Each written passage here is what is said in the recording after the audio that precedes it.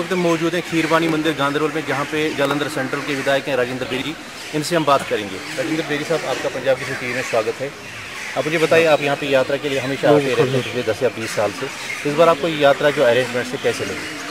जय माता दी। मैं लगभग 20 बरस से अमरनाथ की यात्रा पे हाजिरी लगवाने आता हूँ जी। भी आए थे तो उस वक्त हालात JNK के इतने ख़राब थे कि जितने भी यात्रा करने के लिए यहाँ जन समूह आया था रास्ते से वापस चला गया। और इस बार हम फिर वहाँ पर जाकर देखा है और लोगों के मन में इतना भय है कि आगे 3-3.5 लाख यात्रु भगवान अमरनाथ जी की यात्रा पे हाजिरी लगाने आते थे, लेकिन इस बार भी तादाद कम ही लग रही है। और जब वहाँ पे किसी से बात की तो यही कहते हैं कि JNK के हालात बहुत ही ज़्यादा ख़राब हैं, इसलिए हम यात्रा पे नहीं जाए।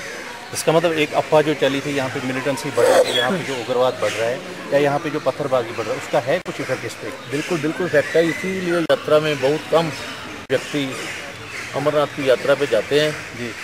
जब भी अमरनाथ की यात्रा की शुरुआत होती है उसी वक्त ही कोई ना कोई घटना JNK में या श्रीनगर में घट जाती है, जिससे यात्रियों पर बहुत बुरा असर पड़ता है। इसके लिए आप किसको दोषी ठहरा रहे हैं? मैं तो यही कहूँगा कि PDP और BJP की यहाँ पे सरकार है जी। एक कट्टर हिंदूवाद के साथ हैं और एक कट्टर मुस्लिमवाद के साथ जी।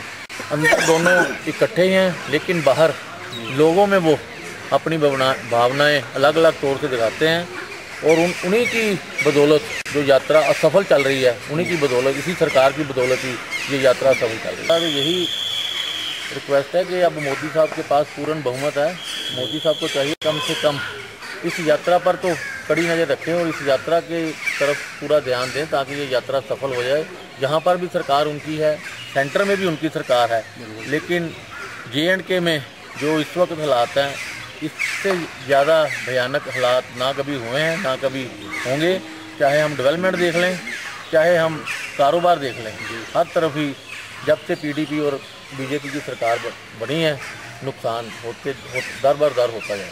अच्छा, GST का एक मुद्दा है, पूरे GST का अगर हम वर्ल्ड वाइज देखें जी तो उसका फ़ायदा है, लेकिन जो GST जहाँ पे कमज़ोर स्टेट है, जहाँ पे अभी कारोबार बहुत कम है, वहाँ पर अभी नहीं लगानी चाहिए, क्योंकि जितनी देर कारोबार कामयाब नहीं होगा उतनी देर GST का वहाँ पर कोई फ़ायदा नहीं।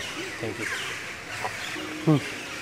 हमारे साथ बात कर रहे थे जालंधर सेंट्रल के विधायक राजेंद्र बेरी जी, जो कांग्रेस से बिलोंग करते हैं। इनका यही कहना है कि ओवरऑल जो कश्मीर की सिचुएशन है वो बिल्कुल PDP और BJP की जो कोलिशन गवर्नमेंट है उसकी वजह से ख़राब होती जा रही है।